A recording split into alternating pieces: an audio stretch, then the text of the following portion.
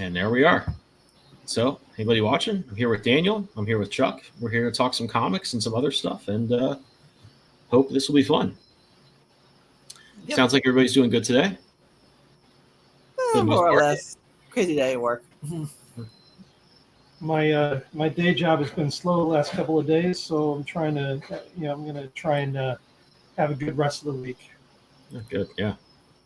Yeah, I've been actually. I think I've been up for since Sunday. I think I've had probably 5 hours of sleep. Ooh. Really slammed. I used to be able to do that, but I'm not. I can't do that anymore. I'm too old.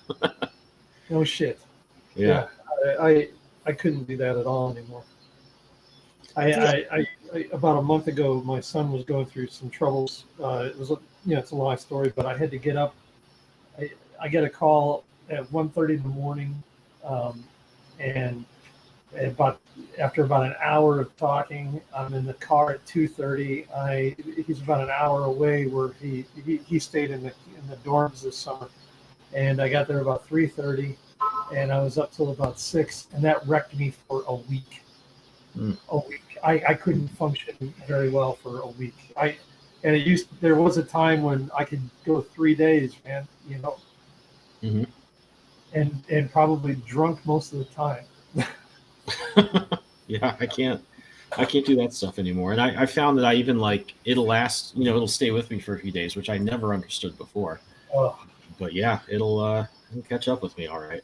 I've always been a person who needed his sleep, and this is what really proved it to me why.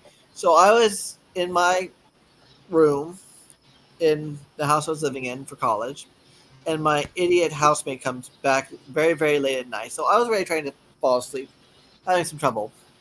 He comes in drunk, goes into his room, turns on the TV. It's Family Guy, because I could tell right away with the voice acting. It's at loudest volume you can possibly have on a TV. I go from parallel to my bed to perpendicular like half a second. It's just that much of a jolt awake from the noise. And I could not fall back asleep, and I was good for nothing for 3 days. Yeah. I have a bunch of friends around me like, oh, you go to bed at 10:30, 11 o'clock like an old man. I'm like, yeah, but I don't need coffee in the morning. No. Yeah. The caffeine's a big part of that equation for me. I drink way too much Diet Coke. I'm trying to quit. Finding it difficult. But that I think is what really lets you mask that cycle a little bit and get through it when you're younger. And then when you're older and you just can't, it's not going to work anymore. That's when it really hits. Just I made a can of Coke, if that, at lunch. But I've noticed that if I have, for example, a bottle of Pepsi or part of a bottle of Pepsi at dinner, just because it's the kind of the bottled kind, yeah, it will keep me up. Oh yeah, I've never. Hours later, I'm on a. Whereas I could have soda at a restaurant and I'll still be, sleep pretty pronto.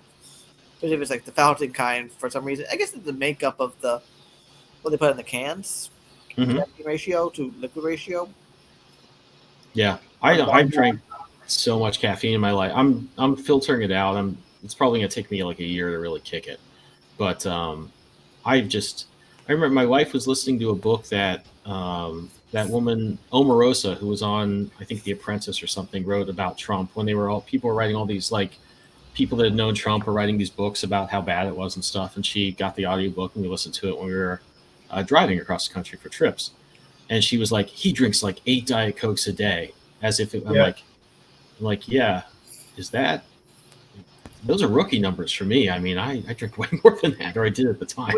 Well, he's also allegedly, I've heard, a bit of a Adderall snorter. So yeah, I've seen that too. And that is a big thing. But yeah, I was just like, should I be disturbed? I drink that much more than that because I do. Don't mention that name. You're going to get me started. I gave up. I'm 2 months in right now. I've had 2 sodas. Oh, I saw. Yeah. And I'm 2 months into giving up beer and soda, and I'm at 183 pounds now, and I've been starting to do push-ups. I'm having a wonderful midlife crisis. I'm having a healthy midlife crisis. Good one. So I'm getting thinner and thinner, and I can't even. So you can give up the soda. It can happen. You can do it because it's just a matter of just deciding to do it. All I drink now is I have one. I used to have a big gigantic cup of coffee that's like more like 2.5 cups of regular coffee. I used to drink like 4 of those, so like 10 cups in the morning. Oh, wow. Now I have my little Ruth Bader Ginsburg coffee cup, which is really small, and it's probably like maybe a third or like 3/4 of a regular cup of coffee. I have that, and then I have water infused with cucumber. That's all I drink now. Yeah, my wife does that too, and I do like we do lemon water and cucumber water, and those are both Yeah, pretty good. my wife does lemon water. See, I don't drink alcohol, so that is my main vice. But I don't do that. I'm sorry, Danny. I said I don't drink alcohol for the most part, so is my main vice, and sweets in general. I gave up smoking on December 26, 2008, and I gave up beer and alcohol in general on July 1st, 2023. Nice. Yeah, I had a period where there was only, I don't really like a lot of beer, but I like I can't stand most, like I can't drink an IPA or like those really sour beer. Yeah, I don't like and I can't drink like anything like Corona or Landshark gives me a headache within like 3 minutes. But there are these beers they make that are like aged in bourbon barrels I really like. And when I was in the city, you could hardly get them. It was like a special occasion. And I found that when I moved out to the suburbs here, they had it right around the corner. So for the first year we lived here, I drank a bunch of that and just put on a ton of weight. And I thought, all right, I have to quit that cold turkey, and I did. Yeah, so we have a ton. I mean, these days microbreweries are everywhere, but in Chicago we have a ton of them. One of them is called Around the Bend Brewery, and they make a pistachio cream ale called Vera, and it's just liquid. I'm not saying it tastes like it, but it's like liquid bacon, because bacon makes everything awesome, right? Mm-hmm. This beer was just. It is scrumptious, and I miss this beer so much, but I don't miss the wait, and I really enjoy not being absolutely being a fat ass. Yeah, that's awesome. Yeah. No, I've seen you post that, and I'm like inspiring. Absolutely. Thank you. How are we doing in comics? I started writing for the first time in a while because I've been concentrating on job, and I'm feeling great. Mm-hmm. What do you guys? How is everything going with you guys? I'm doing pretty good. Mostly concentrating my comics time on the campaign and trying to think of some new things to do with it. We really want to get up to 5K before the campaign's over, and so. Been sort of talking with Zoop. They've had some great ideas about some good stretch goals, some fun things to do. I kind of put together a mini PDF that's a art book for the next chapter of August, which was kind of fun to start putting together. And that's pretty much been all my time. I'm also I've been working with Joey Galvez, who's here in the chat a little here. And I'm going to start taking over one of the shows on Geek Collective called Explain Yourself as of this Friday. So that's going to be fun too. But that is pretty much all my comic time this week. I meant to ask you last week. Can I ask you? Because I know that Red 5 put out August. Did they? Are they not doing? Because you're doing a Kickstarter for the trade paperback. Is this like a joint venture with Red 5, or is this on your own? Or how does that work? It's mostly on my own. So what the trade paperbacks Red 5 wants to put out in the direct market are going to be pretty much just the story and maybe the covers. Okay, so this is going to be kind of like a DVD with the commentary. Essentially, yeah, okay, and it's really great to do for August because I was developing this story for so long. I have probably 4 different versions of the first 20 pages, with a lot of cool artwork, that goes with it that wouldn't have really had any other outlet to go with. So when they were kind of letting me know, like, yeah, we really would just want to do the story in our trade paperbacks that go to the direct market, I thought, well, that's perfect, because I'm going to have this outlet to do my other stuff, which there's a ton of, as a crowdfunded thing, which is, obviously a bit better for like the specialty kind of stuff. So, so that worked out. I was just wondering, I think Joshua Starnes is a great guy. Yeah. You introduced me to him, and I really appreciated that. Yeah. Thank you. So I was he just is. Yeah, actually, I think he has. He's working on some other things, and I've been talking with him on some other things, and also Scott, who's at Red 5, and we're kind of talking about what we're going to do for the trade for Scarlet Twilight, and also August, if we can sort that out. August didn't do quite as well as Scarlet Twilight did, so I think Scarlet Twilight's going to be the first thing that we collect for the direct market. That's too bad. August is good. I hope so. August is like my. It's not like he's kind of my surrogate in a weird way. Same way that Ian Fleming is not James Bond, but there's a lot of him in it. August is that for me. So I really hope I can find a way to, get him out there a little more. It's certainly a book I plan on staying with for a long time. I've seen you've been posting a lot of stuff about your scripts. Can you tell us a little bit about what you've been working on?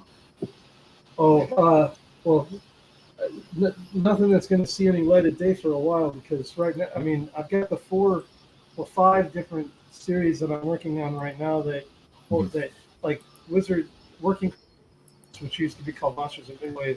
That's in previews in November through Band of Brothers or Band of Bards. I just watched Band of Brothers on Max, and that's why it was in my head.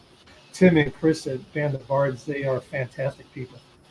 So that's coming out. But right now I'm writing a series called Makai Ronin, which is kind of it's a fish out of water, Connecticut Yankee and King Arthur's Court kind of thing. Kind of like, think Flash Gordon, but for Japanese myths and legends. It's about a colonel in the army of the Empire of Japan in World War II, towards the end of the war, who is, because of this sword that was handed down from his ancestor, he is teleported to this land called Kumiumi, and he is essentially, he's a modern day military strategist and sword expert who is transported to this land. Turns out the sword was taken by his ancestor because he was a samurai. His master lord was killed by this monster, and so as a Ronin, he went and he hunted down the monster and killed him. Took the sword, and everybody, like this, our protagonist Tora Tokunga, he believed that it was just a myth, like an old wives' tale that fathers told their sons in his family. And then he finds out that, oh shit, it's real. And the brother of the monster who was killed is the lord of this dimension, who is very evil. It's a very gory story. It's a lot of fun. Every kind of mythical Japanese beast you could think of, from dragons to Tengu to all these different monsters are in it, and it's basically, like I said, you could almost call it Flash Ronin, instead of, But so I'm doing that, and then I'm both working on names. Thank you, and then I'm working on a book with Jason Michalski called Obsolete, and Obsolete is we have these story sessions, Jason and I, and one of the things we realized that we loved was $6 Million Man, and just loved it as a kid. I had the well, I called it a doll, but I guess if I'm older, I got to call it an action figure now. But I had the superhero. I had the bionic eye. You know, you Mhm. look through it, all that. But we love the $6 million man. And we're like, wouldn't it be cool to do that? So we thought about it, and we're like, wait a minute. $6 million man during his time was a womanizer. He would slap women on the butt, sleep with a different woman every episode. Um, he really would not fit in today's Yeah. politically correct culture. So we kind of popped him instead of the 70s in the 80s, and then we had him retire in the early 2000s when political correctness was starting to really become real, and he was dismissed because he just didn't fit. So so he becomes kind of a very disgruntled old man. Now he's around like 70. He's still bionic, or he's a cyborg, because we can't use that character. So our character is still a cyborg super spy, but he's been alone. He doesn't. He's not on the internet. He's grizzled. He's kind of angry, and he falls in line with the MAGA crowd. And so he's kind of just a really mean old guy. It just happens to be a cyborg. Now they have restarted this cyborg program with more advanced technology, and and I don't want to take up the whole night. Long story. There are three young cyborgs, and think Bionic Man meets Mod Squad with some basically some baby boomer meets Gen Z fighting. Basically, he's pulled back in to show these three young ex criminals who were given a choice of either serve or die or prison, and they have to kind of work together. And if they don't work together, everyone dies. Yet they can't fucking get along. One of the young cyborgs is non-binary, and the old guy's just like, I don't get it, And Just so, can't with that. yeah, and so we're playing around a lot with stereotypes of the far right and the far left, but we're in doing so, we're trying to say, hey, we can work together. So we're making a political statement, but at the same time telling a story with the Bionic Man that we always wanted to work with. That's a just mix really good angle. Thank kind you. of a weapon, have to get along sort of thing.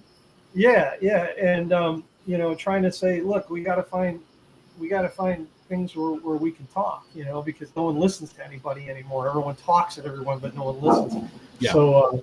So that's how that's our story. And the Obsolete is about not just his technology, but about his views, and so anyway, that's Obsolete. So Jason and I are writing that together, and so make Irona Obsolete. So that's it. Those are the two that I'm writing right now. That sounds fun. I'm glad you're having time to get a little bit back into it. Like I haven't written in a few months because I'm commissioned sales, and I had to concentrate on that, or else no one eats. Yeah, no, we've had such a weird year. Just corporate America has been so up and down that we've had so many projects just go away at the last minute. New stuff comes up really fast. We have to be right on top of it. Here, what can we do to make this happen? And so it's always been a pretty big hustle when we've had stuff to do, which has been the last couple of days for me. Yeah, well, I don't envy you. What is your day job? Just do graphic design and animation stuff for mostly business to business. So we do a lot of stuff with small to medium to really big company sort of product explainers, brochures, things like that, websites, just kind of pretty technical stuff for the most part that everyone has to explain to me 5 times. And then I have to figure out a way to make it, sort of easily communicatable to laymen and other people in the field. So kind of, I find it interesting, but it's, I guess on paper sounds pretty boring. Hey, I mean, I do life insurance and health insurance, and people would think that's pretty boring. But when you're the guy who show, I mean, because you literally do these things as a life insurance agent, when you show up and everybody has a casserole after a death, and you have a check for $500,000, Yeah. it makes a difference. It makes you feel good. It makes you feel like you're doing something good. So I get what you're saying. Other people might look at things as your day job is kind of like mundane, but in essence, if you really know what you're doing, you're making a difference, and you're doing work that's really interesting and hopefully fulfilling. I mean, obviously, if Daniel and you and I were given a choice, you get to support your family and do comics, or you get to support your family and sell insurance. I'm going to do comics, but I like insurance. I don't like it. No, I think, and, I look at the comics work I do, and it mostly has to do with art, but I think there's a lot of the writing that gets enriched by just doing, I don't know, I say like business stuff sounds kind of a weird generalization, but you just deal with people, you talk with people, and I don't know that I've ever like based a character on someone that we've worked with or anything like that, or a situation.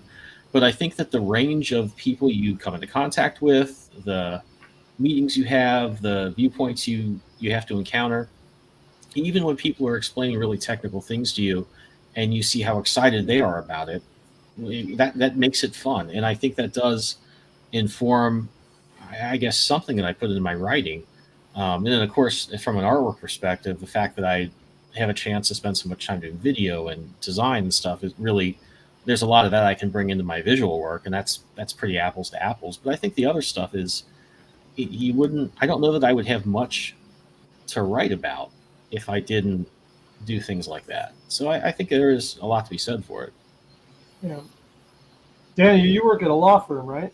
Yeah, I'm the jack of all trades and general schlepper of the matrimonial law firm I work at.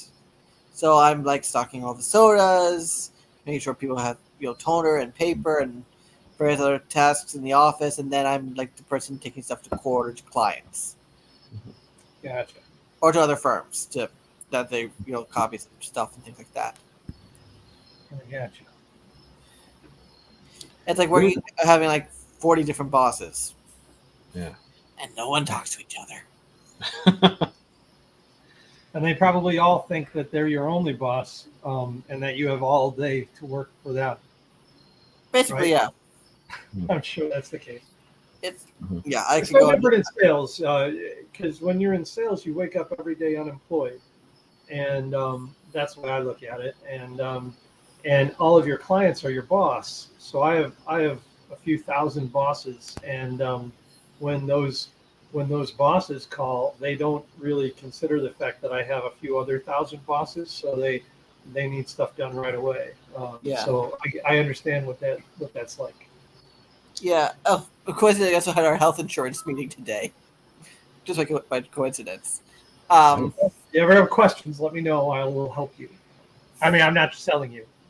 I don't even have a New York. I'm thinking of my current plan. It's just I'm adding the new vision plan to it, which is great. And I probably should see an eye doctor. Are you doing the 401k? Yes, I am. Good. Are you taking the full match? I could do better of it, but I only make so much money. So I'm like, Daniel, take the free money. I mean, like, bro, I put aside some money every paycheck. Ben's smiling. Ben, you take all the free money, right? If there's a match, you at least do that. When I can. It's employer match. Well, I am in my own employer, so that gets. Okay. So you do you have your own IRA then? Yeah. Good for you. Oh, so I guess it's my turn to discuss what projects I'm working on. Yeah, absolutely. So I have, we're slowly working on, with me and Jay Shack, we're working on, now having the very long title of The Scarlet Casebook of Sherlock Holmes, The Phantasmic Masquerade, which is, Sherlock Holmes versus the Phantom of the Opera, or has to work with the Phantom of the Opera to stop a bigger villain. And I've read a little bit of that one. That is fun. That is a good, if you're a Sherlock fan, and I know a lot of older guys that I work with who are, I haven't obviously sent that to them, but they would love that story. There's so much great character there. It's like I have like written like a issue and a third. So I'm a huge. I just wrote I just wrote new issues of American Dreams and of Creatures vs. Aliens. American Dreams, everyone knows, it's 1900s set story. Jewish superhero who's an immigrant gets passed through as an experiment that goes wrong. And I'm working on the second arc. We had a period of time that I wasn't writing. I had outlined, but I wasn't writing the scripts because my original lead editor unfortunately passed away. So, and we still hadn't had the next two issues colored and lettered. So I was like hesitant to continue. Though I knew we had to continue eventually. And the last couple weeks, I'm like, I gotta get this, moving, so we can have more issues of this arc ready. So, script was written, script was approved by my editor, and who went from assistant editor to lead editor, and that got approved. And so Doty's starting artwork on that new issue. Then for Creatures vs. Aliens, I wrote issue 5, and that got approved by the editor over there. And then Marcelo is starting issue 3 of that. So hopefully we'll have. I'm hoping to kickstart issues 1 and 2 next year of that, but we'll see. What else do I have it going on? I have a whole list. Night Raft 2 is in development. Oh, cool. Good Night 2 is in development. It makes me think of 90s comics. That was such a fun book. We had to get a new artist because, Gabe got that, Wesley Snipes book. So, yeah. Kind of makes it. So we had to get a new artist with his approval and his searching.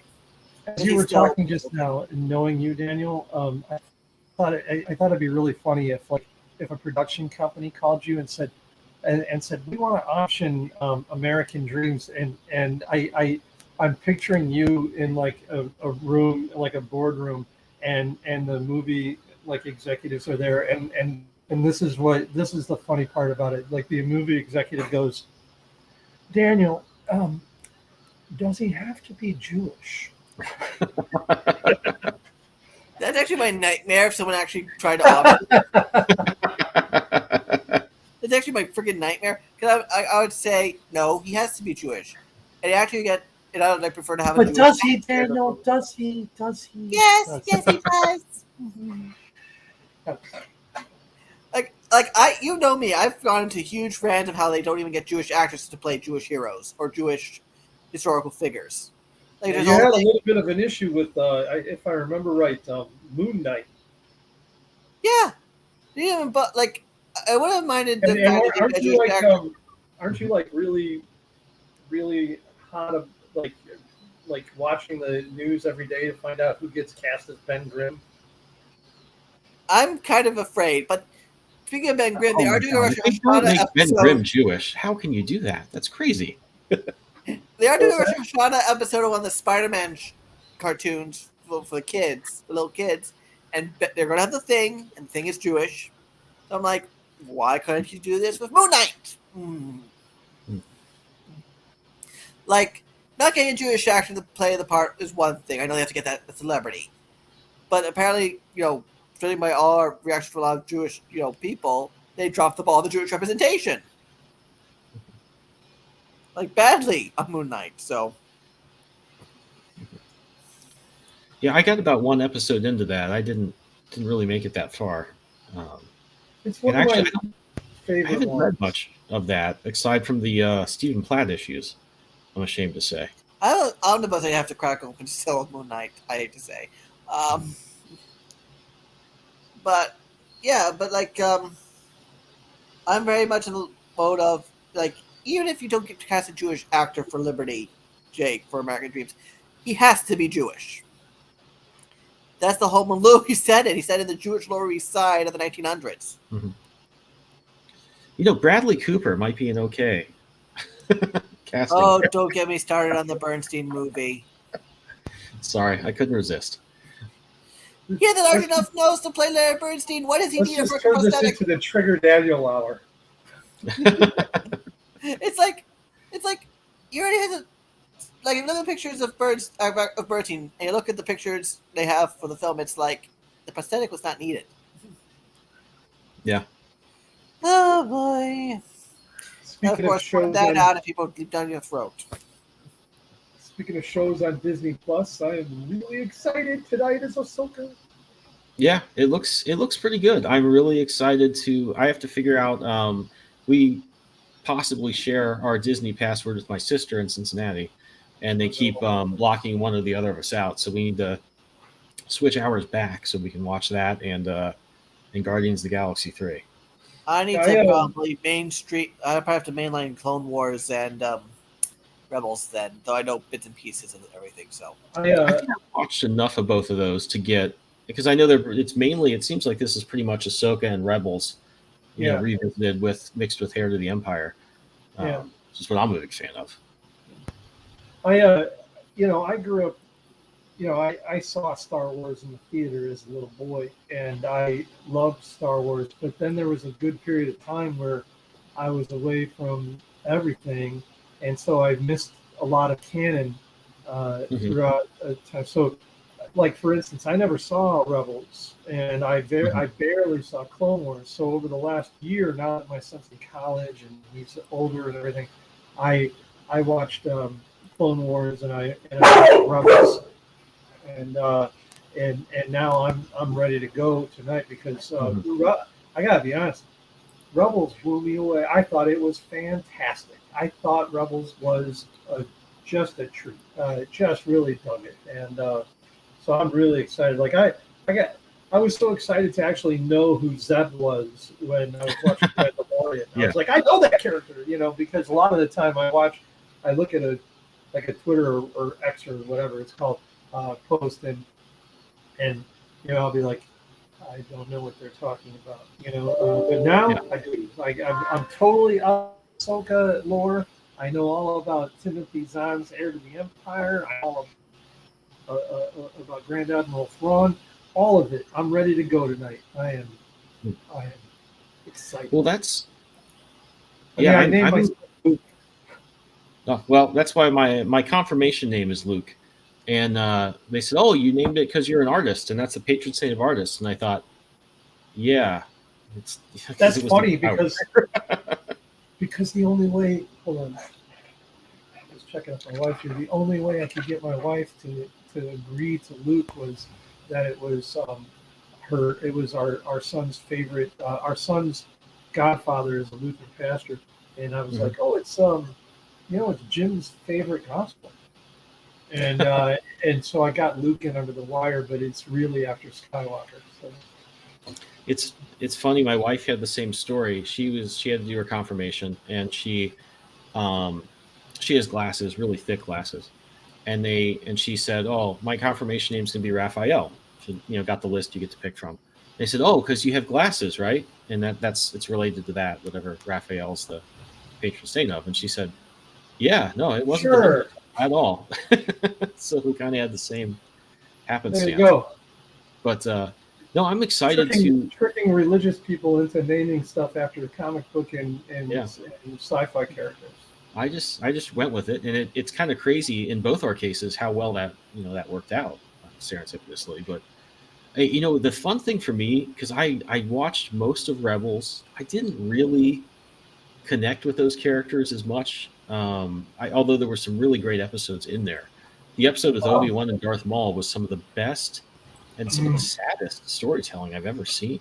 Well, and then the one episode with Darth Maul where they're in the temple and Vader comes out and Ahsoka fight. Oh, that was so cool. It was cool to see. I don't think I'd felt that way, even though I wasn't really that into that show. While I think those are all good characters, I wasn't that drawn in or that connected to them. But when that stuff started happening, it reminded me of the first Marvel movies where like they were going to start connecting and say, "Oh, cool, this is going to all be a thing," in a way I hadn't quite seen before. That was a lot of fun, and it's really cool to see Grand Admiral Thrawn connected to that, because that's where I I wasn't actually that big a Star Wars fan when I was a little kid. I liked Voltron more. I liked the Transformers more. I liked He-Man more, and then obviously Super Friends and all that stuff. But So you're late 30s, early 40s then? 44 as of a Okay. couple days ago. All right. So yeah. So you missed. So you missed the Star Wars. So you were right in that kind of nether region where there wasn't a whole Yeah. lot of Star Wars going on. Yeah, I remember Return of the Jedi. I had a lot of the toys. I had the Yeah. Darth Vader carrying case, which was a lot of fun. And I had like puzzles and the record of the movie and stuff like that, but it wasn't like my favorite thing. And it Yeah, wasn't 'cause until I I was in missed high school. Transformers because I was a little bit older by then. Yeah. So, Yeah, that's how I feel about like the Power Rangers, which is incredibly similar to Voltron, which I loved. And then I look at the Power Rangers and I'm like, well, that's dumb. I don't connect with this at all. It's the exact same thing. yeah. But it's I get it, though. yeah, when I was in high school and I was into comics still, there were all these great Dark Horse house ads for like they were reprinting the old Star Wars comics. They had Arthur Adams doing these like new covers. They had the Dark Empire was That coming Dark out. Empire, yeah. Yeah, and that was just those advertisements were so exciting. I started picking up those, and then the Sci-Fi Channel had a marathon one weekend, hosted by Billy D. Williams, which was a lot of fun. And I just sat down and watched those movies for the first time since I was probably the first time ever, just watching them all the way through. And I was blown away. And ever since then, Star Wars has been like my favorite thing. But the early 90s was such a fun time to get into Star Wars because it was just slowly ramping up and it was all good stuff. Not all of it. Yeah, well, Shadows- it wasn't so corporate run. Yeah. They did some cool stuff. I mean, I'm not gonna lie, I really like what they're doing now. I mean, Andor was sensational, and it was different. Mhm. And I really I do love the Mandalorian. I'm just enjoying all of it. I feel like I'm almost as excited tonight for this Ahsoka thing as I remember being when I was 7 years old and I went to the Davis Theater on Lincoln Avenue in Chicago, and I saw Star Wars for the first time. Wow. I think it was the same year or right around then that I saw Superman in the same theater. Dude, I was wrecked for my life. I mean, there's no. I mean, that's why I am who I am today. Because, Yeah. Seeing Superman on TV was what got me. I must have been, God, I couldn't have been more than 2 or 3 because that came out in '78, and I think they started running it on TV in '81 or '82. Mhm. And I have vivid memories of watching like the ABC Tuesday night movie and it being Superman, and I was just like done. I'm a comic book fan for life. Yeah, when Christopher Reeve showed up, when Lois Lane in the helicopter, Yeah. No Jeopardy sequence. That was it. That was it, man. I was done. I was screwed. Yeah. There was never ever a chance that I was ever going to be cool. Yeah. Same thing here. In my case, because I was born in '89, so I had friends growing when I was in kindergarten who was into Star Wars, so I watched Star Wars on TV that my dad had, and I got some of the toys. What really got me really into Star Wars was, of course, the special edition, because I was 7 or 8 when those came out. Mhm. And my 8th birthday party was going to see Return of the Jedi with a bunch of my friends, and then we had all a bunch of Star Wars little toys and some goodie bags. They're like little micro machines. Remember those micro machines? Oh yeah, of course. Yeah, so we had little micro machine toys and everything that was part of the goodie bag, and I probably have a whole bunch of them still in the toy chest. So that was kind of this rolling snowball for me for my Star Wars fandom. As for superheroes, so I'm born in '89, so 2 months before, a certain film comes out directed by Tim Burton. That's also pretty formative for me. Yeah. So I didn't watch that until I was like 8 or 9, so 7 or 8, 7 or 9, that range. But when I was a kid, I started watching, a little kid, one of my earliest superhero memories is Batman the Animated Series. Mm-hmm. Oh, God. And then Superman the Animated Series and Super Friends was on in syndication on Cartoon Network and so on and so forth. So I knew about Darkseid and, those guys because the Super Friends movies long before, the Justice League cartoon of the Timverse era.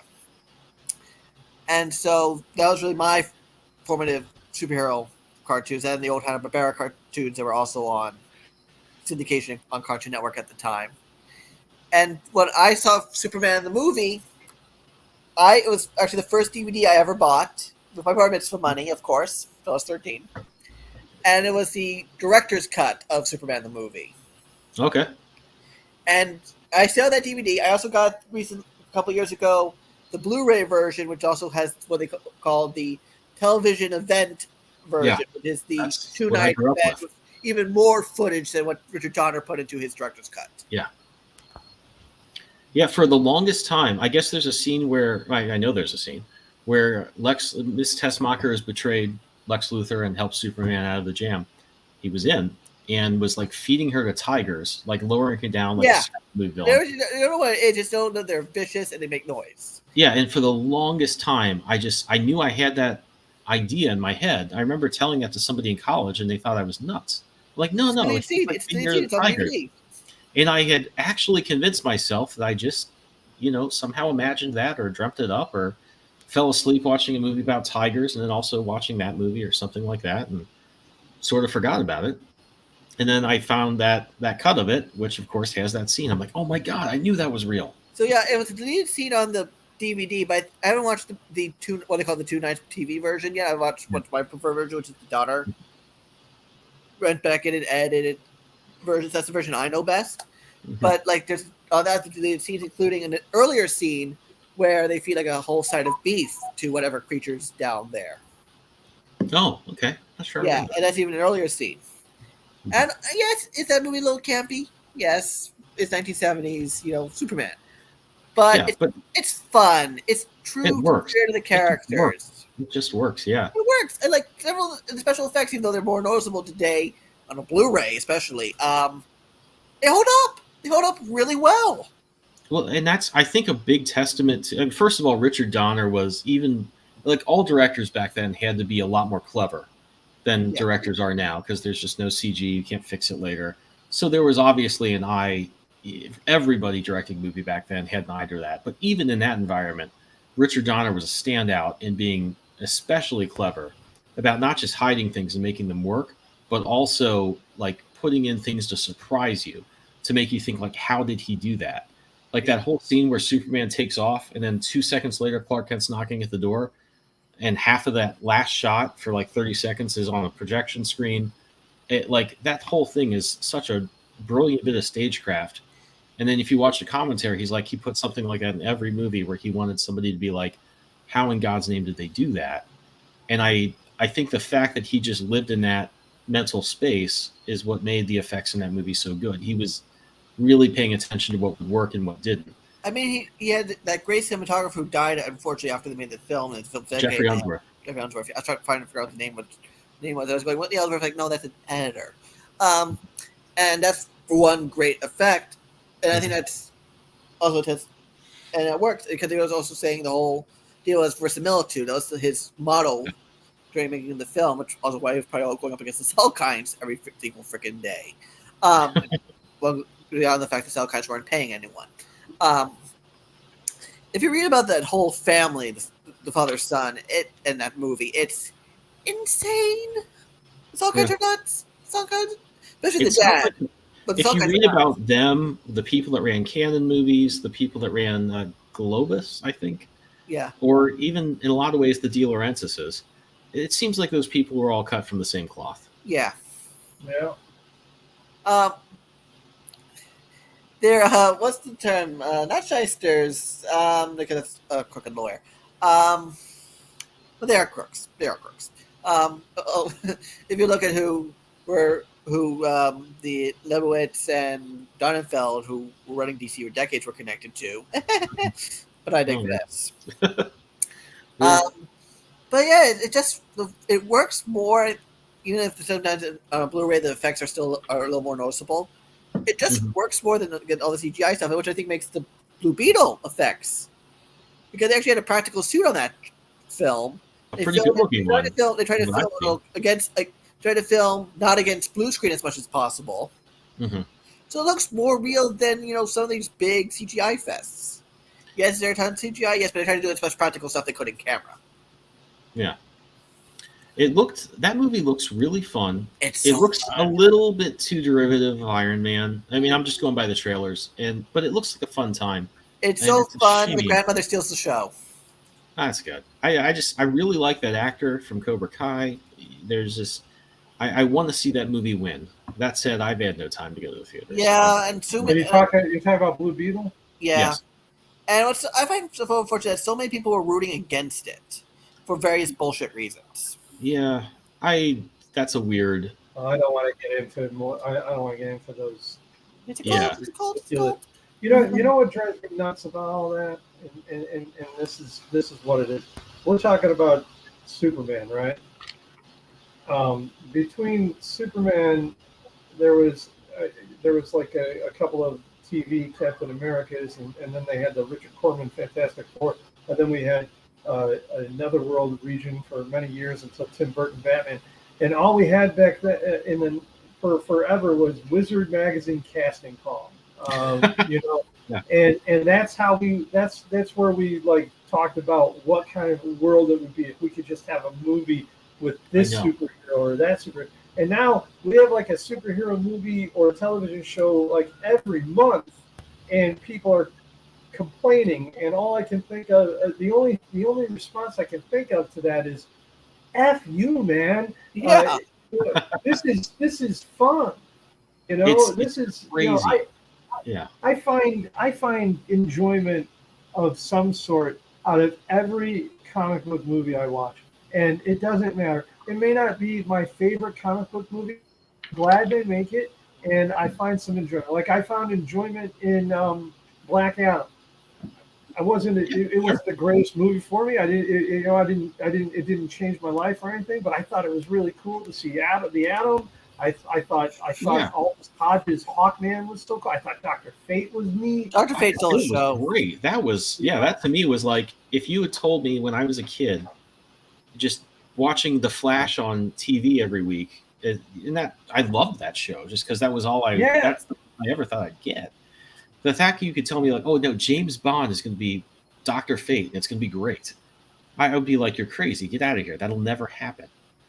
Yeah, and I mean, like people were knocking the Flash, and look, let's get the politics out of it. The guy is a weirdo, all right, whatever. Yeah.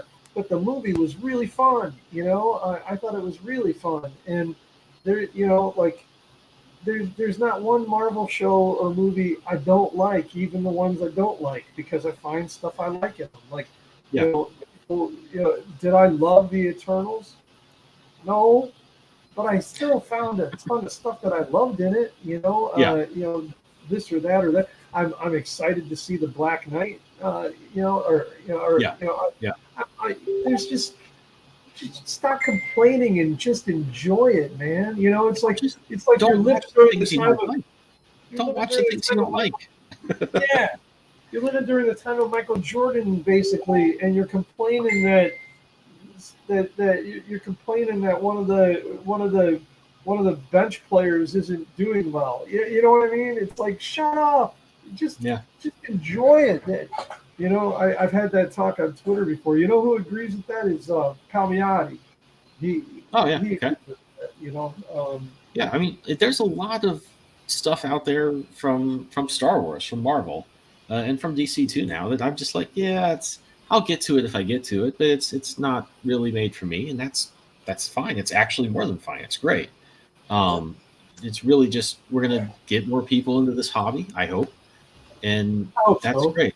The fact to complain about it to the extent that you see, like I did a couple of things talking about Star Wars and The Last Jedi and all the backlash there, and I actually really don't like a lot of things they did in The Last Jedi.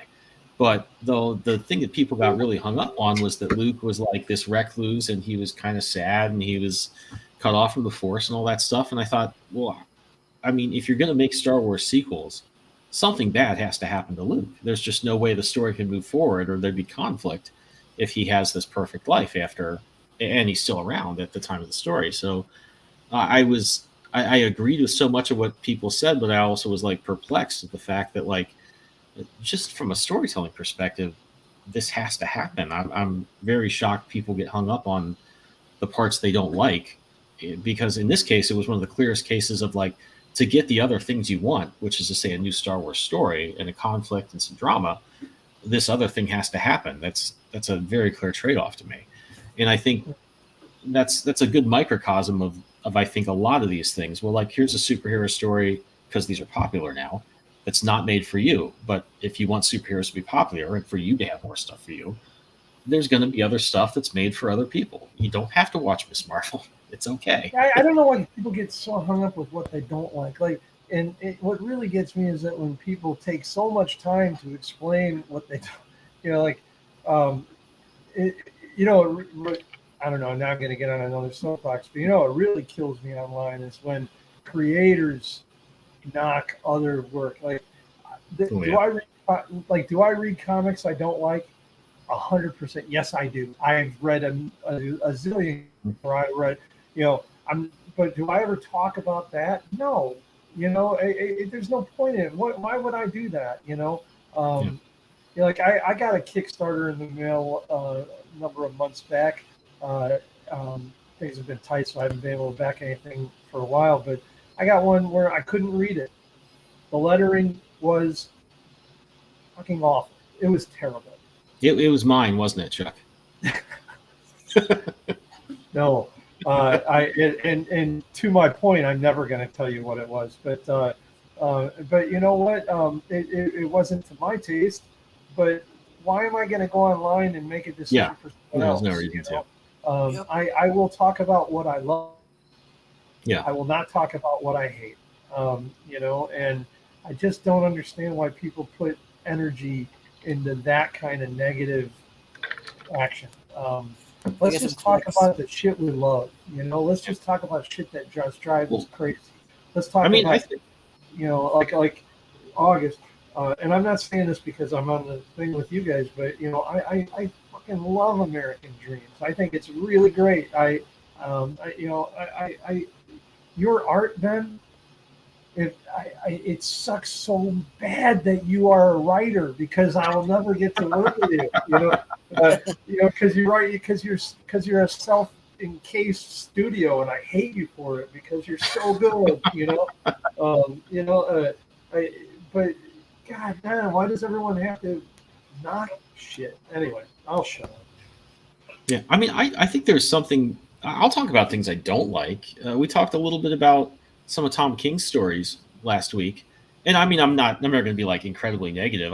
I'll talk about things I don't like when I think it illustrates things I do like, which, and you guys do that too. I don't think that's a point you wouldn't agree with, but like, I mean, there's a point where you're kind of talking about it, and it sounds a little pretentious, but like kind of an academic sense, or a sense that illustrates things about storytelling that we like and want to talk about or dissect a little bit.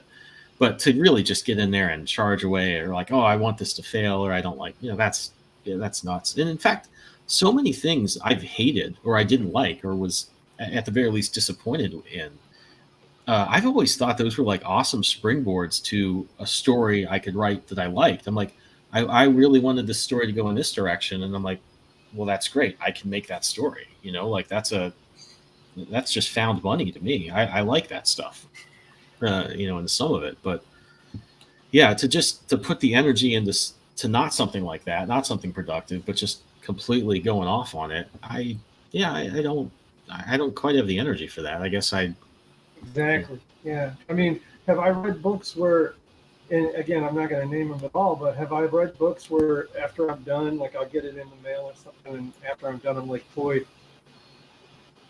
this person needs better friends to tell them, I'm lucky enough. I have friends that will read something and say, are you on drugs? This is shit, but I'm glad I have friends like that. But have I read books like that? Yes.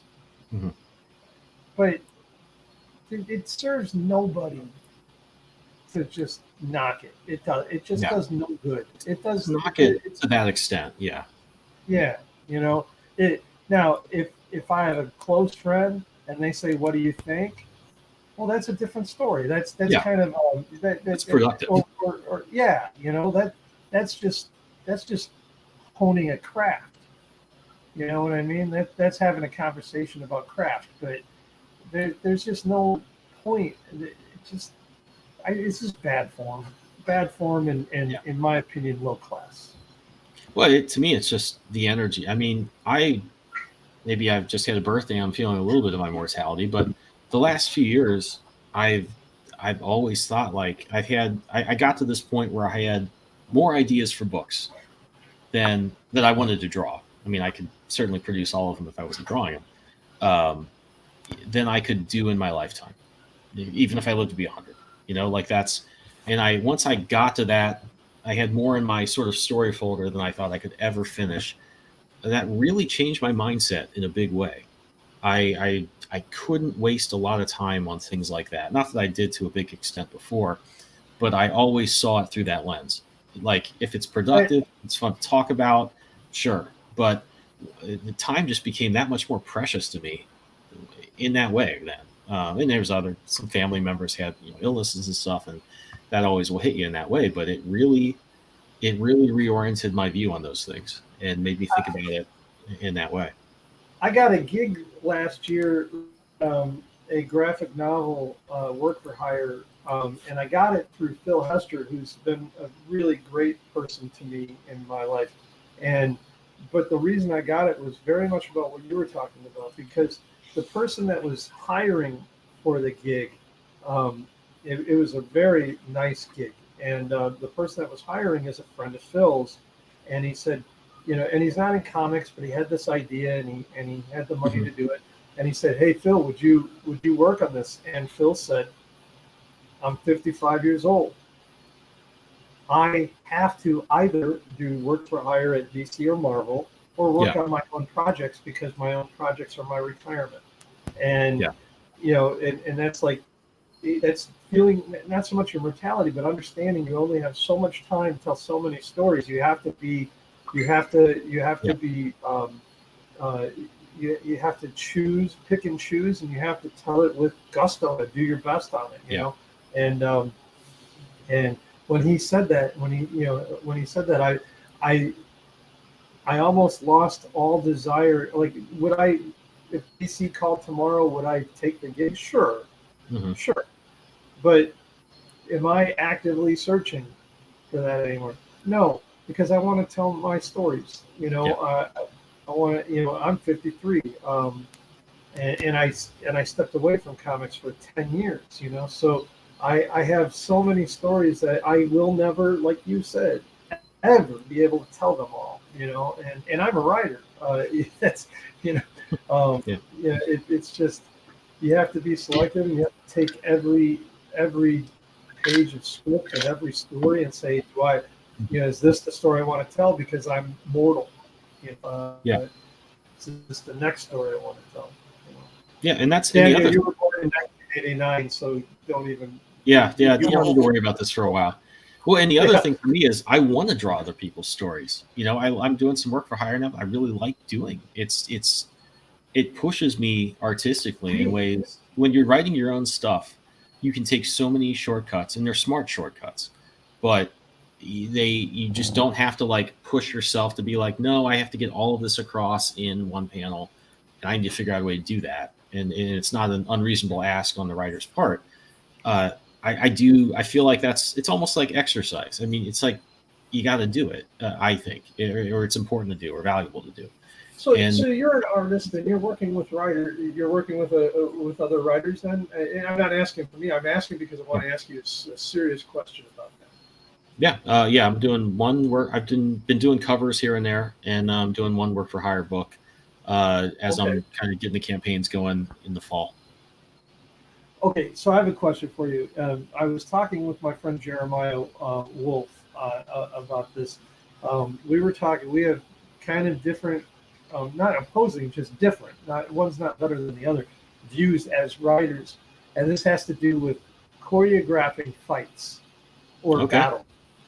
All right. As a writer, I feel like if I'm grooving with an artist, And Jeremiah feels that my friend Jeremiah feels that it's kind of a cop out, and I can see how he thinks that. But I like to say these two characters fight. This is who wins at the end. Mhm. Have fun. Yeah. Jeremiah likes to choreograph it blow by blow. Yeah. And as an artist, I'm really interested in hearing your opinion. What do you feel is more fun, or does it really depend on the actual writer that you're working with and the groove you've got going? That's I feel like this is going to seem like a middle of the road boring answer, but it depends on the story. I think that if you have it just depends on the book and how willing I think as an artist, like if you have a story that's been almost like a European graphic novel and you've been having 8-9 panels a page, which God knows I don't want to draw that, but like you've had a certain type of storytelling and then your artist's inclinations is to have a fight that's Liefeld layouts from the 90s, which I love, which is one big picture and some supporting pictures. You're probably 5 pictures max per page. That's not going to fit. I think I mean, and that's where comics is a collaboration. That's what's fun about it. That's why I like doing work for hire stuff too. But I think it depends on the story and obviously on the writer's, and the editor's comfort level. I think the thing I get hung up on is ancillary to that a little bit. It's how much are you putting in a panel description on an otherwise crowded page that doesn't make sense necessarily to show in one image. And I run into this on storyboards for commercials more than I run into it for anything comic related. People will be like, oh, I have budget for like 10 frames. So they have a 15 frame, hypothetically, script, and they say, I only have a budget for 10 pictures. So they just, instead of thinking it through and cutting that down, or getting more money from their boss, which would be easy, they just combine like half of the panel into the other panel and say, picture 1, this guy walks into his house, closes his door, opens his fridge, drinks an orange juice. And I'm like, well, that's not one picture. That's more where I get hung up on as an artist, saying, well, this isn't like a problem you can solve by being creative. You're trying to put 3 gallons into a 1 gallon container. So I think it depends. I think there are partnerships where an artist and a writer, if an artist understands, and if the artist is a writer as well, I think it makes it easier to understand the flow of the story and how it needs to complement the pages that have come before. Because I think a fight scene, I mean, in a movie, obviously a fight is punchier and more fast paced and louder and quicker than other scenes in the movie. So it shouldn't be exactly like the rest of it. But if you're an artist is going to figure out what works to complement that in the right way, I think that'd be fine. But I think that requires a lot of trust on both ends. And I mean, as an artist, would I love to just be given free reign to do whatever I think is coolest? Yeah, sure. But as a writer, would I be super comfortable handing it off and knowing I might get like a Liefeld fight scene that visually I liked but didn't complement the rest of the story? That would also make me nervous. So I think there's a fair enough trade-off there. I agree with that. I can define the parameters of that, but I don't think I can give you an answer. Well, I think it comes. You know what? I also think it comes with working with someone like Working Class Wizards, for instance, which used to be Monsters in the Woods. We've been working on it a long time because we've been waiting a long time. Like it was at Red 5, then there was some stuff that was going on at Red 5. Nobody's fault. So we moved it to Band of Bards, and then when it was at Band of Bards, Monsters and Midways was solicited. My point in all of this, it was solicited and they spelled it wrong. We had to cancel it, so now it's coming out as Working Class Wizards in November previous. My point in all this is that Jeremy Megger, the artist, and I and Nick, we have been working together now for a few years, and I never got around to writing issue 5 because we never really needed it. But now that Jeremy and I know each other so well, sure, in issue 1, my panel descriptions were detailed AF, I didn't know Jeremy. But in issue 5, it's probably going to take me a day and a half to write the script because there's going to be about 12 pages where I write Jeremy, bad guy, good guy, big gigantic magic battle, go for it. And that was the same thing when I worked with Norm on Up Bitter Souls. We had been working together for a lot of issues on things, and when it came up to this climactic battle between the good guy and Satan, I had at that point I had about 2,000 hours of 2 o'clock in the morning conversation with Norm Brayfogle about philosophy and religion, and so it was just like, dude, here's 8 pages. You're Norm Brayfogle, go. And what he created was 8 pages of cosmic level fighting between a warrior archangel and Satan that I never, honest to God, would have thought up. Yeah. It just made the book better. And that's what I love about comics, is the collaboration anyway. That's one thing that I think of. I think that if I was a writer artist like you are, I would still seek out collaborative efforts from time to time, because I love that. You're going to learn something from that. And I think I found that, like, working on Scarlet Twilight and working in August, and I think in both of those, I was kind of like taking what would be my baseline artistic approach and pushing it this way or that way to fit the story, both in terms of layout and in terms of rendering. And there's just so much to learn there. And this is such a rich field. There's so much to see, and there's so many great tricks. I think I read an interview with Brett Booth where he was talking about, drawing a run on a series. He was kind of bemoaning the fact that I think he had just been doing Gunslinger Spawn for a while, and was saying, like, it's sad that people don't get to do like 2 years on the X-Men or something anymore, because you only really learn all the tricks to drawing a character and like the 4th issue or something like that. Right. Not necessarily that they aren't great artists to begin with, they all are, but there's like just that one thing that, like, oh yeah, this is what makes Gambit look really cool, or Wolverine's like head thing, which is an element in the first place. You really figure out how to make that stuff shine, and that's what makes comics really work well. That's why everybody, I mean, I still like Rob Liefeld, because like, was every certain thing he did like on point, like, anatomy, all that, really, but it looked cool. And that's, I think, what you really have to look at with comic book art. Like, just make that thing look cool, and you only learn that stuff when you dig in there and you stretch a little bit. Well, there we are again, like Rob Liefeld. Why would I take time to talk about what I don't like about art? What you just did is exactly what we should be doing, Ben. Mm-hmm. And this is what I like about Rob Liefeld. Yeah. Who cares what you don't like about Rob Liefeld? Do you like his feet? Whatever. I don't care. But you know what? He better than people think. He made cool comics. He made fun comics that you enjoyed looking and reading, and just shut the hell up about the others. Yeah. I still go back to those. They're great comics. They're fun. I mean, like, I was reading an old issue of his Amazing Spider-Man Eric Larson drew. It was 350. He's fighting Dr. Doom, trying to save this cat burglar named the Black Fox.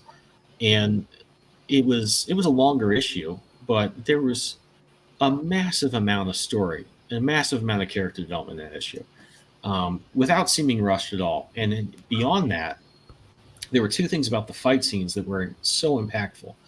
And they were, the layouts were just Eric Larson's Spider-Man, I think, moved more than any other comic book character I've seen, more than any anime character, any fight scene there. There was more energy there than I think any comic book, and of course Spider-Man's the ideal character to do that with. There was more energy there than any other thing I've seen. In addition to that, there was so much like sort of Indiana Jones, Spielberg, like back and forth with the fight. Spider-Man was getting his butt kicked. He was clearly overmatched when he was fighting Dr. Doom. There were funny bits within that fight that were like dark humor, but there was just so much content there. And then I think about how people knock Eric Larson for being the follow-up to McFarlane and not measuring up in some people's eyes, and B, just 90s comics in general and all the conventions they have there. And I'm like, those things are present in that issue. They're not the best things, but there is so much there. And I just thought, like, my God, how can you? There is a massive amount to learn in some of these old things that when you look at the things that are done well, it's a masterclass. So I guess I pretty much look at stuff like that. I always want to see the tricks. I know that that's where the tricks in comic book art, the real level up stuff is, and I'm always going to it. So yeah. Talking about a character that or an artist that had a lot of motion, I know I'm biased, but Norm's Batman. Yeah. that guy, I love Norm's Batman because he was I call it piano wire muscle Batman. Yeah. Because Norm's Batman wasn't bulky, he was athletic. Bruce Lee. I mean, he was a little bigger than Bruce Lee, but that. He was. I love that about Norm. The motion, but when you talk about it, I can see that right now in my head. I can see Eric Larson's Spider-Man. Oh yeah. Motion and movement and the It was the ballet literally that Eric Larson would draw. Those guys, all of them. I mean, can you name something about just about every artist you don't like? Sure, but my God, man, they were blazing trails. Yeah, well, and that's, I think when you look at how much goes into making comic book art, because it just takes a long time. No matter how many corners you cut, you're looking at a big time investment. There's going to be something good there. And I think that's the other great thing about comic book art is it also takes so much work that you have to find smart corners to cut. And that, when done right, looks even cooler. And that's why I think this is such a great art form. I mean, it's the best combination of efficiency, storytelling, energy. The fact that we, at least generally, only do pen and ink art that then gets colored. Every part of that artwork process is, not always. I mean, there's people that do paintings and do really rendered digital artwork now. But the coloring and the artwork is kind of siloed. And I think the fact that is that way makes this so unique. And I think you have to be kind of smart about logistics in addition to just being a great draftsman, a great storyteller to do this stuff. And there's just, I think, a brilliant amount of information conveyed there. I think even more so than movies or other pieces of art, like other works of art. Obviously I feel that way, but. Are you digital? Oh yeah, I'm all digital. I wish I could do more. Now, as an artist, do you miss, or do you, how do I put this? Are you sad at all that you're not going to be able to sell original art as you get older and yeah, I am. Well, and I'm also sad I don't, because I love. I always knew I was not going to be able to produce the type of comic book art I wanted by hand once I was about 24, 25. When I was in college and in high school, I tried to draw comics because, of course, I would. And I knew I wasn't supposed to be good then, no matter how hard I tried. But I never had a steady enough hand to do that stuff. And when Earth X came out, I think 97, 8, 9, something like that, and I saw John Paul Leon's work, and it was kind of sketchy and inky, and I was like, okay, that I could do. I could do that, and produce like comic book artwork. But that's kind of limiting. It only works for certain types of stories. As much as I love his work, I think if you look at Earth X, I almost wish. I don't think that was the best fit for him, even though that was the piece of work that made me really notice his style and be a fan of his. So I knew I also didn't want to be limited to I guess noir detective stories that would be suited for. And when I got out of school and was doing illustration for a living and doing like technical artwork and having to learn how to use the computer to do it, that's kind of where I was like, okay, first of all, I can do sort of some of the line work I want to do there on the computer, and then also do the artwork that's like appropriate to the types of stories I want to tell, and not necessarily I could do work before that kind of had like a Batman Year One Mazzucchelli look.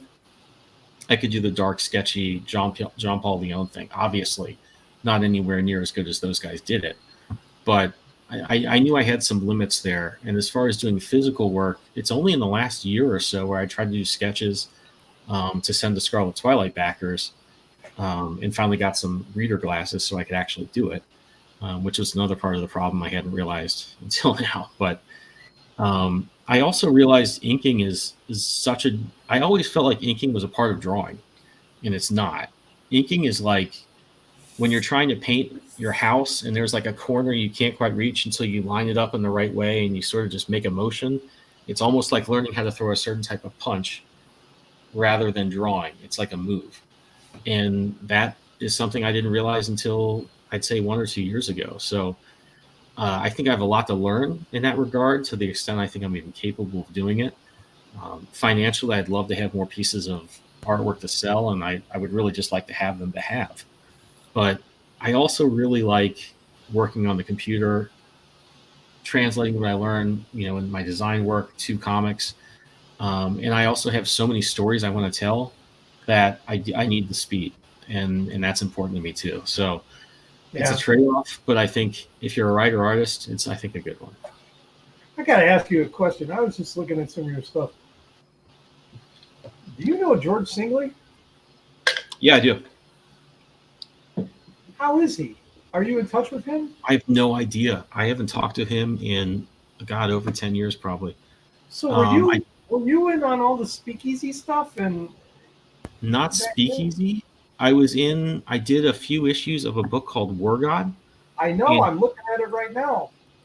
He had a company. You know who the first penciler of War God was? Freddie Williams. Freddie Williams, yeah. Yeah, I talked to him a little bit through George. This was like 2006, 2007, about that time, and I was doing stuff for Chimera. I drew most of War God, and I was doing some design stuff and a couple covers. And he was always like, "Oh, I'm gonna." Well, I don't know. I don't want to get too much into some of this stuff. He had big visions. Yes, and he was a great guy. He was a really nice guy. But I finally I was like, okay, this is probably going to do some other things. It's kind of the decision I came to. Every now and then someone will message me asking, kind of thinking I was more involved with that. I mean, I just would do stuff as a favor, really, as far as design or pre-press stuff went. Back then it was Vito Del Sante and not together, but George Singley, me, a bunch of us. We started at not started, but we were all together at Speakeasy at the same time. And, cool.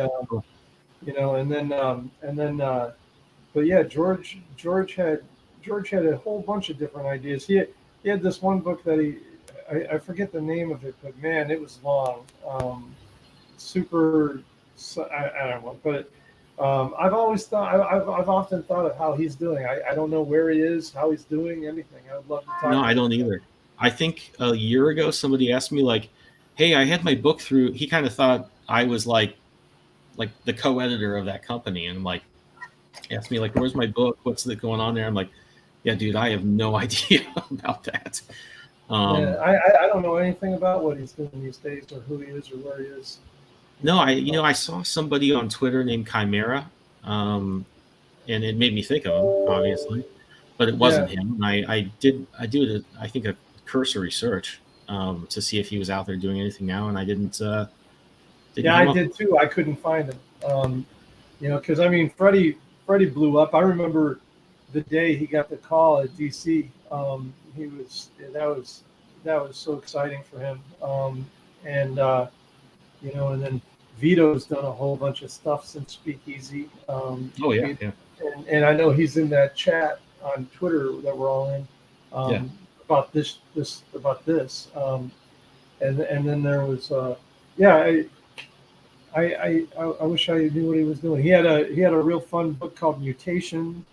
There was War God. There was Longbow. Oh, I drew some Longbow. Or no, is that? God, I think I can find that. Hold on, I might have some Lone Bow. Oh, I got to see your man. America's Best Comics. Sorry, God, because I think you were 4 when we were doing all this. I'm kidding. I'm kidding, buddy. I'm kidding. I was a baby. Oh, here we go. I got some artwork for this. Please, let me see Longbow. I think it was Lone Bow. I'm not sure if Lone Bow. That's what it was. Lone Bow. Yeah. I mean, he was fighting. He had a book called Hellhounds. I think was at Image. Yeah, Um, Hellhounds. yeah. So let's see. This is the Hellhounds, and that's He-Man. This is There's Lone Lone Bow. Bull right there. This Yeah. is from like, don't laugh too hard at it. This is from a long, long time ago. Dude, I think you're fantastic, man. So this was a cyborg guy who was fighting Lone Bow and the Hellhounds, and I forget what the Hellhounds' names were. And Lone Bow's kind of teaming up with them, fighting this guy. And then there was kind of a tough, and this is sort of what I mentioned when you talk about artists and writers and fight scenes, like the fact that the arrow had to sever this android's hand, I thought was like, well, that doesn't make a lot of sense, and I didn't want to like spend like three panels That trying to. doesn't make a lot of sense. Yeah, that's the type of stuff. An arrow can go through an arm, but not Yeah. sever. Yeah, that's the sort of stuff as an artist that I'm like, okay, whatever. And sometimes you just have to do it. You need to move the scene along. I'll do that when I'm writing stuff for myself as well.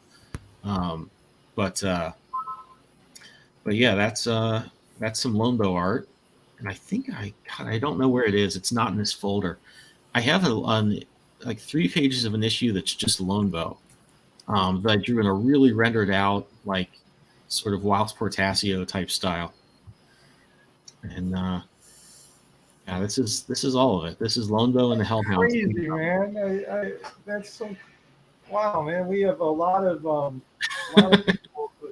people that in common that we know. Shock. That was the girl's name from the Hellhounds. I remember that now. That was driving me nuts. Yeah, this was, and in fact, this panel here is the buildings you see that are right behind them, not the cyberpunky stuff in the background. This is a street in Cleveland that I took reference of. That is like a really perfect. You couldn't film a better Gotham City than this part of Cleveland. I really loved living there. Cool. I don't know. I remember one of my favorite things about watching the show Gotham was playing. Oh, where did they film this in Brooklyn and Manhattan? Oh, I have a good story about that. My friends lived in Williamsburg when they were filming Gotham. And normally they're supposed to put up signs if they're filming to say you can't park in the street tomorrow or we're going to tow you because we have to film, whatever we're going to film. But sometimes they didn't think it out well enough in advance, and they just put up the signs that day and towed the cars. So my friends came back from one of our softball games. Their car's gone, and they just said, "Sorry, we towed your car. It's in New Jersey. We had to film Gotham. We're going to act like this was all okay." Oof. I actually I didn't see them go in, but they were filming in Brooklyn in front of I think it's the Montauk Club, which is this old building turned still private club, still partly condos, in Park Slope on 8th Avenue, right off Flatbush in Park Slope. And then they had just gone inside the actors who played Gordon and Bullock. Yeah. I had just missed them. But I was talking to some of the production crews, like, yeah, we set up basically a rain machine because it's supposed to be a raining scene. So this way we can keep up the look of the rain outside. I can see the rain machine filling day for night and everything. Mm-hmm. And it's really funny. So season 3, I'm watching with my mom because it was our thing. My mom and I would watch Gotham and play Where Do They Film This? Yeah, I love doing that. And there's a scene where he's running in the museum, and mom's like, "Where did they film this museum?" I'm like, "Mom, it's the Brooklyn Museum." She's like, "How can you tell?" I'm like, "Mom, we've walked through that ballroom how many times since I was a baby?" It's on its way to the Egyptian wing of the Brooklyn Museum, which is my favorite part of the Brooklyn Museum. That's a good part. No, that's a really good part of that museum. It is one of the most respected, Egyptology wings in the United States. I mean, it's probably second to the Metropolitan. Yeah, definitely. The Metropolitan's room is really cool. Well, yeah, they have the whole freaking temple room in there. So it's Brooklyn doesn't have that space, but they have a huge and well-regarded Egyptology collection. I loved going into that part of the museum because I'm like, this looks like a GoldenEye level where you're like trying to shoot each other. It's that cool. Ben, you and I have very similar, I think, influences and tastes. I'm looking at those Lancet comics, the old timey covers and stuff, Mm-hmm. And it's reminding me, like when I did a book called Smoke and Mirror, we we would, I can't, everything's backwards. But anyway, we would make, we'd make old time looking Stop feeding my cat and make you solo here. covers, Nice. you know, and I just think that they remind me of your Lancet Comics covers. I love doing those old, like the throwback things, and I've seen so many artists right now on Kickstarter doing stuff that, like, I was just talking with Steve Bryant and Don Cardenas of a Kickstarter called Evie and the Helsings, I think. Steve Bryant is one of my favorite creators of all time. Yeah. And how do I get back to the solo? Sorry, Chuck, I'm trying to figure out how to not make you the. Steve, by the way, Steve Bryant was at Speakeasy the same time Vito and George Singley and me, cool. and then there was you know who Krista DeBari is. He was there. Yeah. Sal Abenanti. Oh, okay, yeah, I know that is. That was a really good group of creators. It's just that the guy, I think his name was Adam Fortier. He just did too much too fast, and it blew up like we had hundreds of people in line at San Diego, and then 3 months later he was done. He was gone. Oh wow, you know. Sad. But yeah, we had a lot of people at that book. You know who Frank Espinosa is? He did Rockado, I think. Rockado, yeah. He started at Speakeasy. It ended at Image. When Speakeasy died, there were so many good books that they blew into the winds. But Andrew Foley, you know who that is? That name I don't think I've heard. He's a really good writer. He adapted. He did Cowboys and Aliens, but that was work for hire. He did a book called he did a book called Done to Death with an unknown artist at the time. You might have heard of her, named Fiona Staples. Yeah, she's all right. Yeah, she's okay. He did a book called Parting Ways at Speakeasy. Yeah, I think someday somebody should do a like an article on Speakeasy and all the creators that came through there, because all at the same time, man, we were all on the same message board, because that was the precursor to social media message boards. And the Speakeasy message boards were crazy. It sounds cool. I can't believe I hadn't thought of this stuff in so long, but I did have it on my my computer. Oh, please. I found some Orgod. Oh my god! Oh my god! And that is so you. I mean, you're involved, but I can immediately see your inking stuff. You know, it's weird. I worked so differently back then. I still see the inking in there. I don't know. It's just. I like this stuff. I don't like. I'm not cringing too hard at it. Like this page here, I can actually go back a couple of pages. This, okay. I can see, you know, in my mind, I can see some of your inking style from today, you know, in the fella's face, for instance. Yeah, you know, it's weird. I was doing this so quickly, but I think I was in a good groove. And you really, that's another thing that's good about just drawing for other people, is you just have to keep drawing. I mean, I haven't had as much time lately as I'd like to, but you really just, if you just get in there and do it, things are going to be okay. You're going to make some mistakes, but overall it's going to be fine. And I was doing these so fast that I'm surprised how well they worked out. There's not a huge amount of things I hate about this page, and I think about how quickly I did it. And yeah, I don't know. Daniel, when you're 53, you're going to talk about the Bandit Bards Discord and all those creators. You're going to be like, yeah, we were back there, you know, man. You know, you're going to be this old fuck, and you're going to be talking about, yeah, we were back there, yeah. Ben Humerlich, man, he did Brody Can't Be Broken, and you know, you're going to be talking about all those guys, and people are going to be like, wow, that was a good group of guys. This old man has lived. Yeah, this takes me back. A War God. Wow. God, a long time ago. Hadn't thought That's about so him in a cool long to time. see. I never saw this stuff, so I am really tickled pink to see this. This is really cool. I'm glad I had it on hand. I dug up a hard drive of my old stuff, and I think I just grabbed the pages that looked pretty good for War God and threw it into this folder. The ones I liked. Yeah, this was fun to do. God, it's so long ago. Yeah. Yeah, I wish I could find George and just say hi. Mhm. You know, he was an okay guy. Oh yeah, he was a great guy. Liked him a lot. It's amazing. It's amazing what you can find in your archives going back. Like, I got stuff for old ideas for friends going back. God knows how long. Yeah.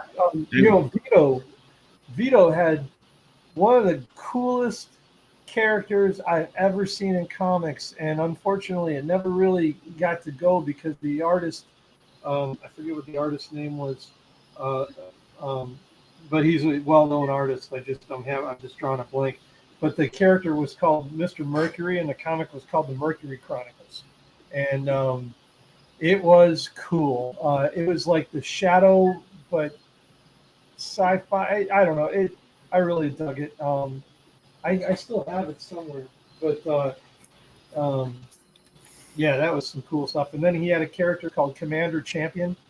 That's cool. Great name, love the name. Yes. And I actually got permission from him to use in Smoke and Mirror. Hold on. This is Vito's character. Let me see here. Oh, here, I'll take my stuff off screen here.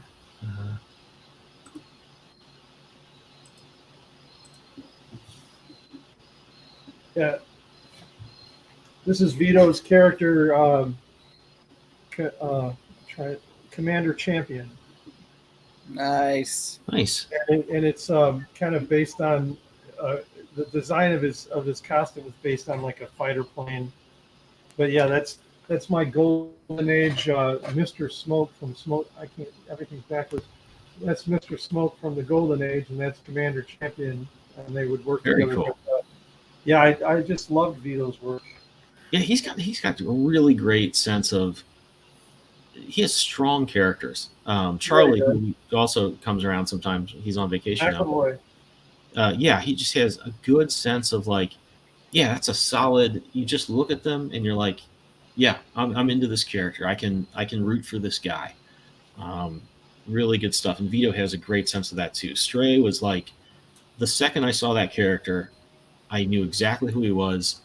I was rooting for him. It just really worked in a Stray great is way. so fun. Stray's so fun. Yeah, Stray's great. Yeah, Vito's got serious game. Someday, Absolutely. when I grow up, I want to be as good as you guys are. I don't know about that, but we'll see. To finish, I mean, not that you wouldn't. I just mean I don't know how good I am, but yeah. One of these days, I'll get stuff finished and get it all out there. Hey man, I hear that. I've been trying to one roadblock after another, like with this. I'm sorry. So again, with Jeremy and the Monsters of Midways working class wizards. I'm still getting used to that. We got some bad news on Claims Adjuster today. It seems like one thing after another in small press comics just keeps you, you're constantly putting out fires in small press comics. Yeah, that's the truth. And it's hard to get. We are in such a state of flux as far as like retailers go. I mean, and distribution and retail, like yeah, you can't really knock a retailer. That's exactly what I was going to say. I mean, they have to go through multiple catalogs now, and where is their bread and butter? Marvel and DC, and to a lesser extent, Image, Dark Horse, but and none of them are in Diamond anymore. So do you blame them for not wanting to peruse through the Diamond catalog? No. So if you're only in previews, are you kind of screwed? Yes. But you can't. I've talked to a couple of creators who are just like, fucking retailers. Man, retailers got to pay bills. They are in a business. Everybody's got to to eat. buy what people want, and people want Spider-Man. You have to sell people August, No Other Gods, American Dream. You have to sell them that. You don't have to sell them Spider-Man. You just have to say, this is what's coming out. How many do you want? You know, Yeah.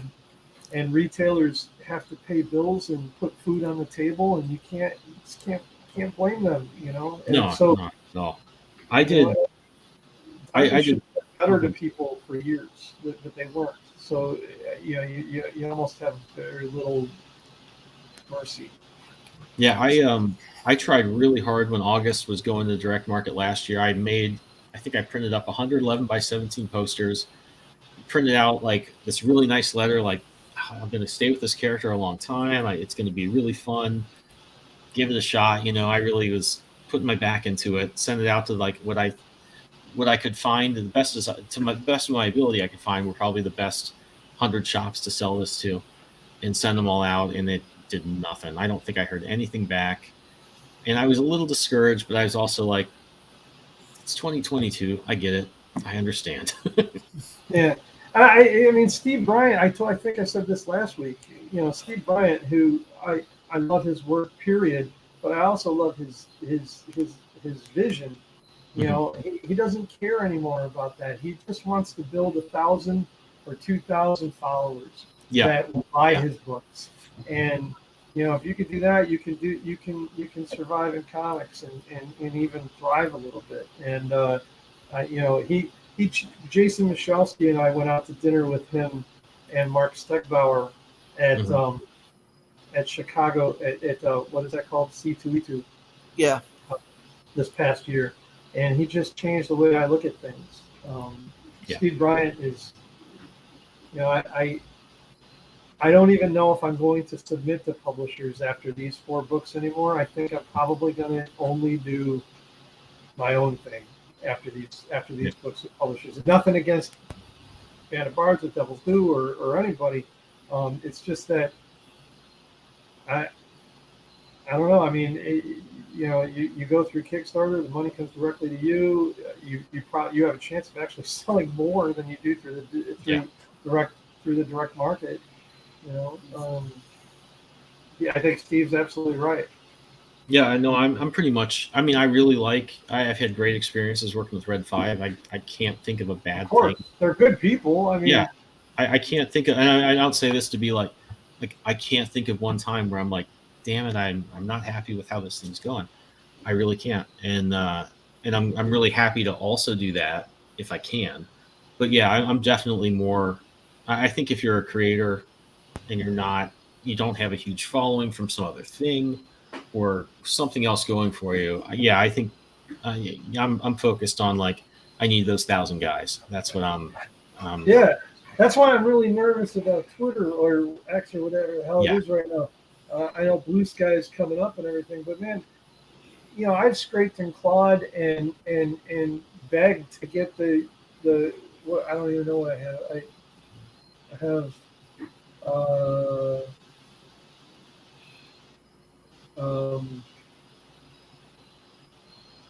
2,238 followers, and I've worked my ass off to get them, and I can't even get all of them to buy my comic. You know what I mean?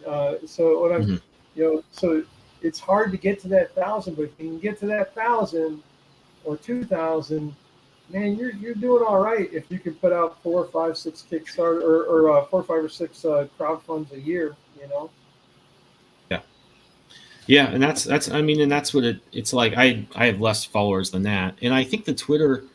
I guess I've talked with you guys and some other people in the last month where it's like just there's been this huge slowdown, and I think we've also at the same time seen a huge drop in engagement on Twitter, and for me Instagram as well. Yeah. But like I don't know if it's just that people don't have as much money to spend at this time in the year, which I kind of tend to think is the case more than the engagement thing. But yeah, it's really discouraging. And I've seen this stuff. Blake, who does Blake's Buzz, has been talking like, yeah, it's really discouraging that like people are kind of losing faith in the social media sort of side of things and all that. And yeah, I'm not sure what is the tail and what's the dog there. But it's getting tougher. But I also think I feel like this is a road bump of some kind. I don't know. Hopefully it'll shape up Well, pretty soon. I think it's a road. I think it's a speed bump for sure. I don't think it's a roadblock. Yeah. I mean, comics are resilient. Let's be honest. When comics were out, and then radio was big, and they said radio would kill comic books, and it did not. And then TV came out, and they said TV will kill comic books, and it did not. Then movies and then the internet, and every time, essentially radio is killing everything else again with podcasts. Yeah. But every time, the death throttle was foretold for comics, and they survived, and they will survive again. I think you're right. It's a speed bump, not a roadblock. Yeah, well, it better be. I don't know what the hell else I'm going to do and be this excited about. So there is that. So like, yeah, well, that would be good too. I did more time to play video games. Not that you do. I'm just saying, like, if I wasn't doing drawing I play comics. video games. I played Destiny and Red Dead Redemption 2. I got a Switch for my birthday last year, so I could play Animal Crossing with my nephew in Cincinnati. And then this year, my wife's like, we never play the Switch, and we should. So she got me Red Dead Redemption, and I have to get downstairs and play that pretty soon. Hopefully, I actually have to replace the control sticks on my Switch. Oh, They're drifting, but they're sticking. I'm sorry. I think it's just one. I'm not sure I've ever played two. I think they just brought one to the Switch. Okay, in my opinion, Red Dead Redemption. In Red Dead Redemption, I think the story mission or the story in Red Dead Redemption 2 is the best video game story ever. Wow. Okay. I love that character. It's Yeah, a really good story. I think I had one back in 10 years ago, whenever it came out, when I actually could play video games. I played some of it. I mostly just like riding my horse around in an open world environment, which was, I think, the big I do too. I like going hunting and fishing and stuff. With my character. Well, that's the same thing I did with my nephew in Animal Crossing, so there's not much difference, really. All right. Well, I think I'm going to head out for the night. I've got a little bit of work left to do, and I need a lot of sleep to catch up on. And as everyone can see, cats to feed. Always a pleasure to talk to you, Ben. Yeah, guys, Daniel, thanks for coming in. It's always fun to talk to you, Daniel. Love talking about comics. And I'm doing Explain Yourself on Fridays, so when you guys have stuff like definitely that you want to push, absolutely let me know and we'll do that. I still want to do this and just kind of have it be like a hangout, which is a ton of fun for me. But yeah, so thank you for stopping in. It's always a blast just to talk about this stuff. And my God, I don't know when I ever would have thought about War God again. I appreciate the invitation. Thank you. I enjoyed talking to you guys. All right. And now it's Daniel? time for Ahsoka. Yeah, Daniel, thanks. Chuck, thanks. I will see you guys later. See you later. Bye, guys. Good Bye. night, Daniel.